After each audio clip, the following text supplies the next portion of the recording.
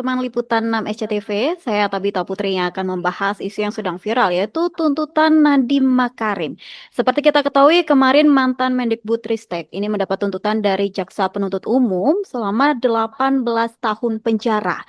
Nah, hari ini kita akan membahasnya bersama dengan salah satu pakar hukum pidana, Bapak Abdul Fikar atas tuntutan ini. Apakah kira-kira ada unsur politis di dalamnya? Ya, selamat siang Pak Abdul. Pak, ini kami mau bertanya soal terkait dengan tuntutan terhadap Nadiem Makarim 18 tahun penjara dan uang pengganti sebesar 5,6 triliun rupiah. Seperti apa pendapat Anda? Apakah memang benar ada unsur politis dalam kasus ini? Ini kalau dilihat kan sebenarnya kasus tindak pidana korupsi, gitu ya. Tindak pidana korupsi yang menyangkut seorang bekas menteri, gitu.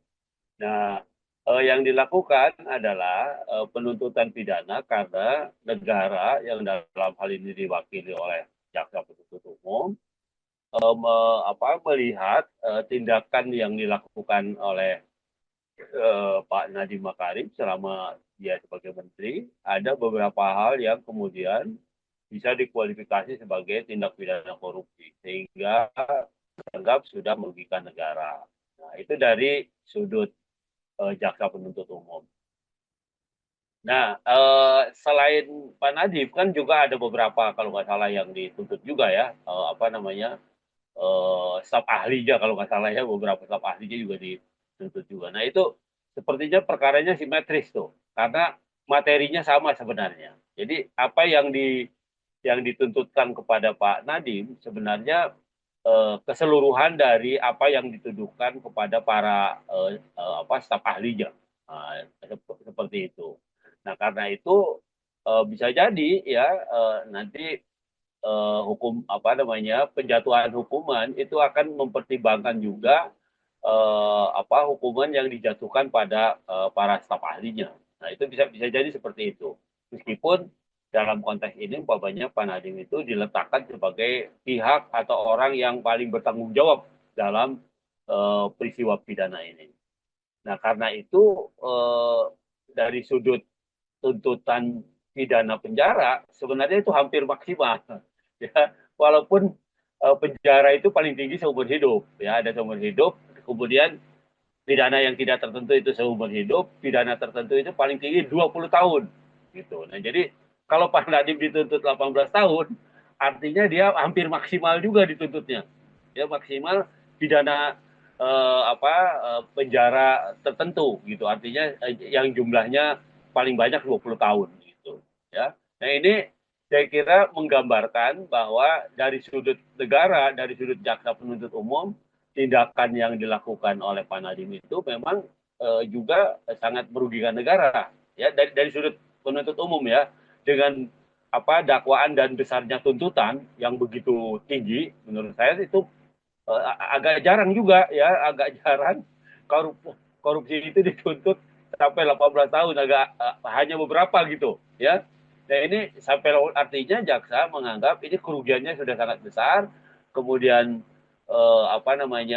perbuatannya dilakukan juga dalam bisa jadi pemain dalam konteks penyalahgunaan kewenangan. Korupsi itu kan cuma dua sebenarnya, menyalahgunakan wewenang atau melakukan perbuatan melawan hukum yang dua-duanya merugikan negara gitu. Nah, kalau Pak Nadiem ini nampaknya diarahkan pada penyalahgunaan kewenangannya gitu sebagai menteri pada waktu itu sehingga merugikan negara sekian triliun.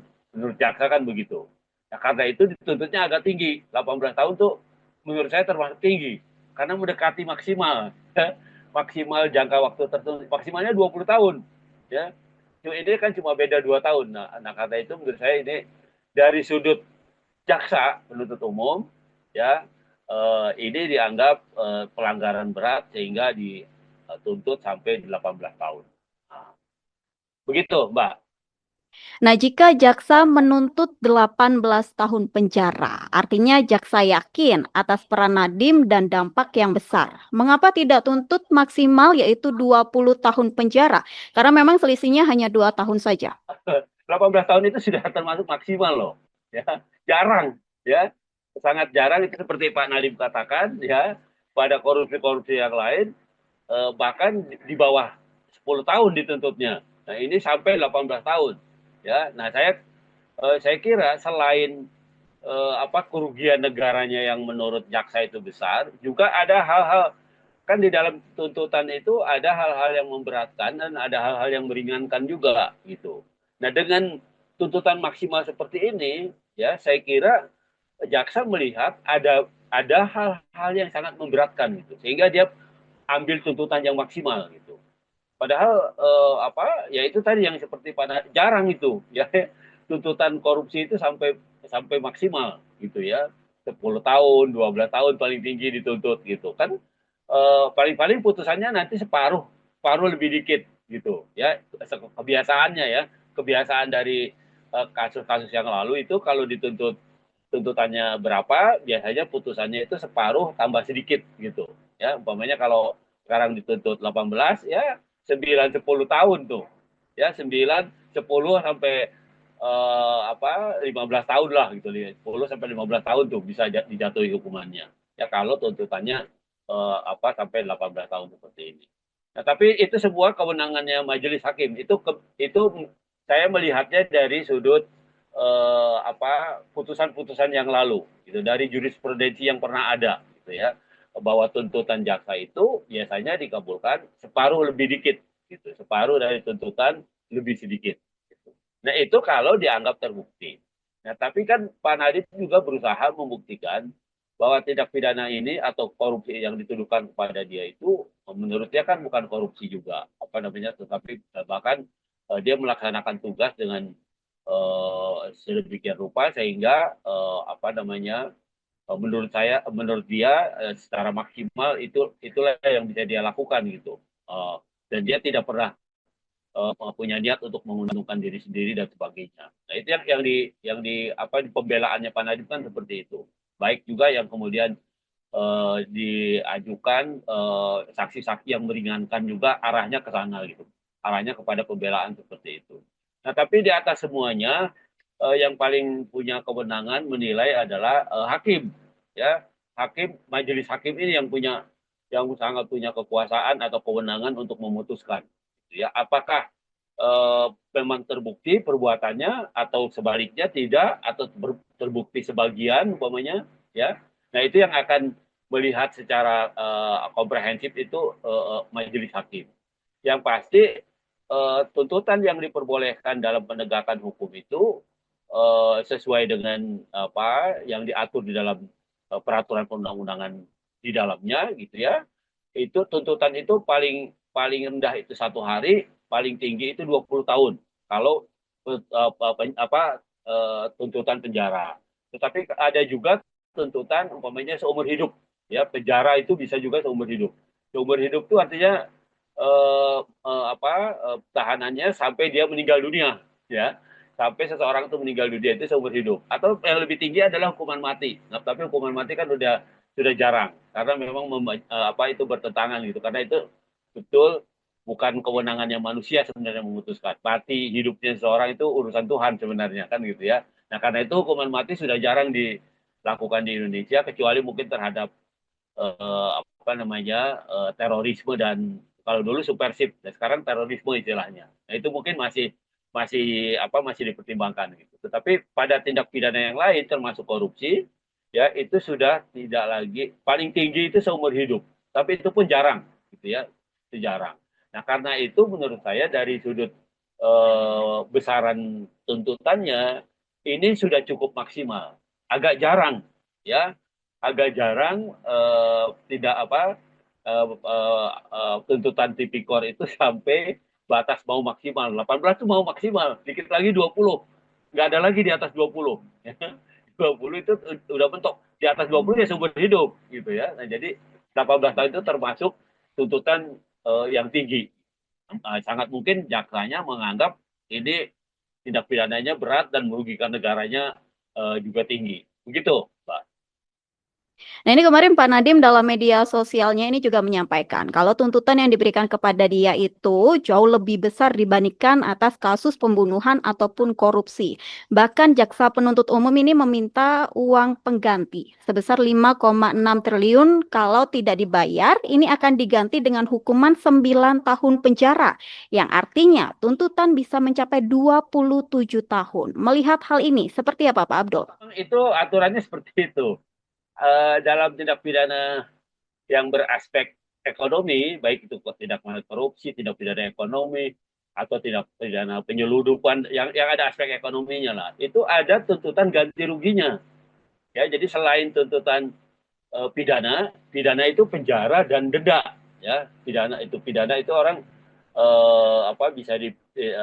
bisa dituntut penjara dan denda gitu ya, atau umpamanya dituntut seumur hidup juga bisa, itu paling tinggi seumur hidup.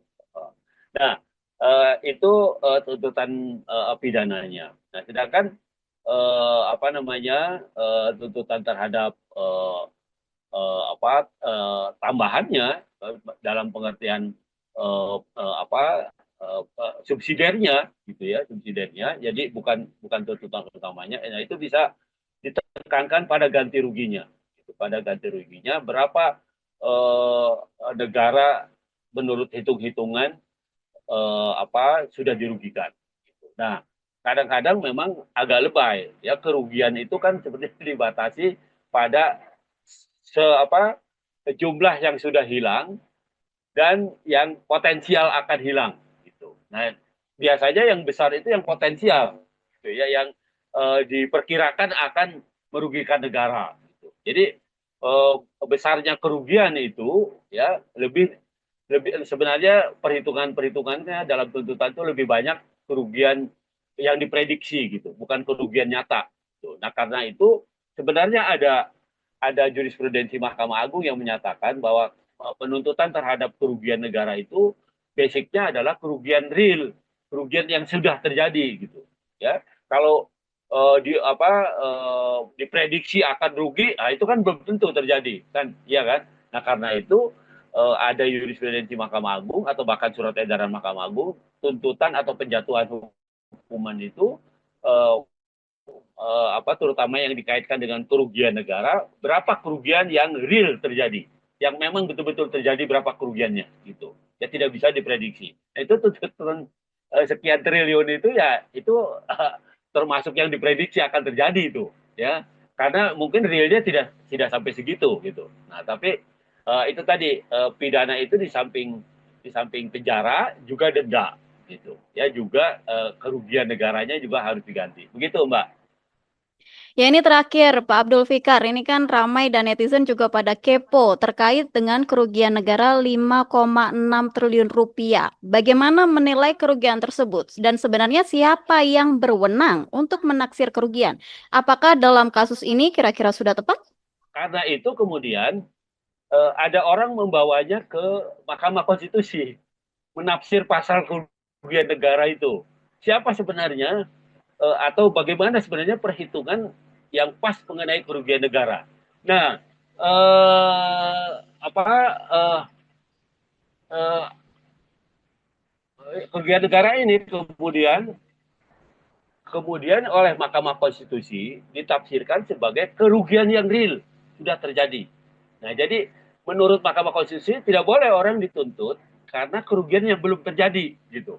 Ya, karena itu kan baru akan terjadi, diprediksi akan terjadi gitu ya. Tapi terhadap perbuatan yang sudah dilakukan menurut Mahkamah Konstitusi dalam putusannya, ya tuntutan kerugian negara itu adalah kerugian yang real memang betul-betul terjadi gitu. Nah, itu yang tekanannya kepada itu. Meskipun dalam prakteknya ya jaksa ya di samping menuntut kerugian yang pernah terjadi, juga kerugian yang diprediksi akan terjadi gitu ya, dan sehingga seolah-olah menjadi besar. Umpamanya seperti kasus ini kan sampai berapa triliun itu, ya kan? Nah, itu yang kelihatannya kan agak agak mengagetkan juga gitu. Jadi sampai nggak orang penghasilannya sebegitu banyak gitu, kecuali memang basicnya pengusaha. Walaupun ya kita tahu Pak Nadiem pengusaha tadinya kan, artinya basicnya itu pengusaha dan sebagainya gitu. Tapi kan nggak bisa juga dikaitkan asal perhitungan itu tidak bisa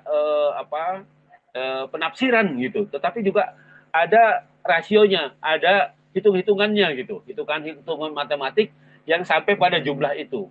Jadi bukan prediksi bahwa kerugian ini diprediksi akan terjadi, gitu. Padahal tidak jelas alasannya. Nah, karena itu kemudian Mahkamah Konstitusi membatasi tuntutan yang disebut dengan kerugian negara adalah kerugian yang real terjadi, yang memang sudah terjadi dan perhitungannya merugikan negara. Dan yang punya kewenangan menghitung itu adalah BPK, Badan Pemeriksa Keuangan.